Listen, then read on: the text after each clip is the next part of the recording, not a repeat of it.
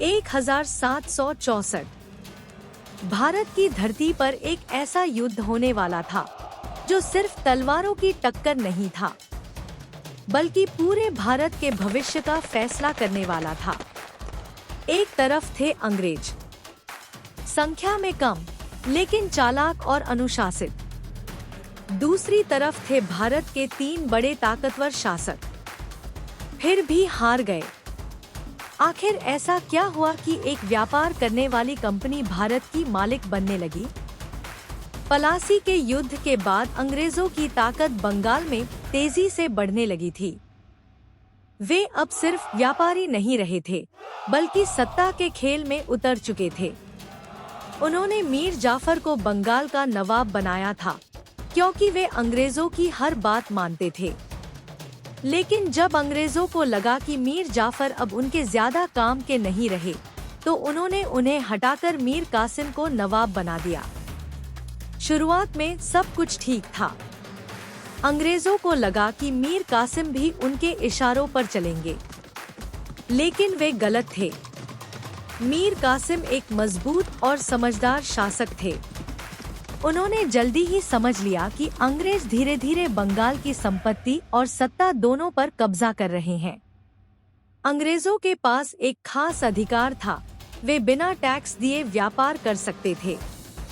उनके व्यापारी खूब पैसा कमा रहे थे, जबकि भारतीय व्यापारियों को भारी कर देना पड़ता था।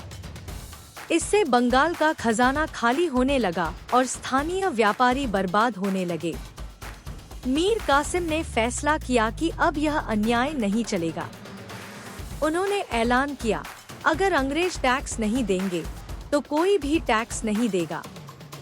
यह सुनकर अंग्रेज आगबूला हो गए। उनकी सबसे बड़ी ताकत ही खत्म हो रही थी। मीर कासिम यहीं नहीं रुके। उन्होंने अपनी सेना को आधुनिक बनाना शुरू किया, हथियार मजबूत किए, सैनिकों को प्रशिक्षित किया और राजधानी तक बदल दी ताकि अंग्रेजों के दबाव से दूर रह सकें। अब टकराव तय था। अंग्रेजों और मीर कासिम के बीच कई छोटी लड़ाइयां हुईं, लेकिन मीर कासिम समझ गए कि अकेले अंग्रेजों को हराना मुश्किल है। तब उन्होंने भारत की 2 बड़ी ताकतों से हाथ मिलाया, अवध के नवाब शुजाउद्दौला और मुगल सम्राट शाह आलम द्वितीय। अब यह सिर्फ बंगाल की लड़ाई नहीं रही, यह भारत की सत्ता की लड़ाई बन चुकी थी। 22 अक्टूबर 1764 बिहार का बक्सर मैदान। सुबह का समय था। दोनों सेनाएं आमने सामने खड़ी थी। भारतीय पक्ष के पास ज्यादा सैनिक थे, आत्मविश्वास भी था। ऐसा लग रहा था कि आज अंग्रेजों की हार तय है। लेकिन अंग्रेजों के पास एक चीज थी, अनुशासन और रणनीति। युद्ध शुरू हुआ। तोपें गरजी, तलवारें टकराईं, मैदान धुएं और चीखों से भर गया।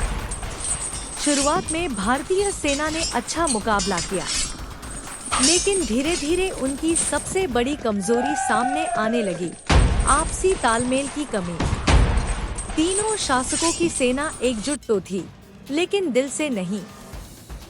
हर कोई अपनी रणनीति चला रहा था।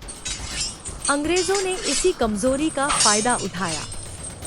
उनकी सेना कम थी, लेकिन हर कदम सोच समझकर उठाया गया। कुछ ही घंटों में युद्ध का पासा पलट गया। भारतीय सेना बिखरने लगी, सैनिक पीछे हटने लगे और आखिरकार अंग्रेज जीत गए। यह सिर्फ एक युद्ध की हार नहीं थी, यह भारत के भविष्य की हार थी। इस जीत के बाद अंग्रेजों का आत्मविश्वास आसमान छूने लगा। 1765 में उन्हें बंगाल, बिहार और उड़ीसा से कर वसूलने का अधिकार मिल गया। अब वे सिर्फ व्यापारी नहीं रहे, अब वे भारत के असली शासक बनने की राह पर थे।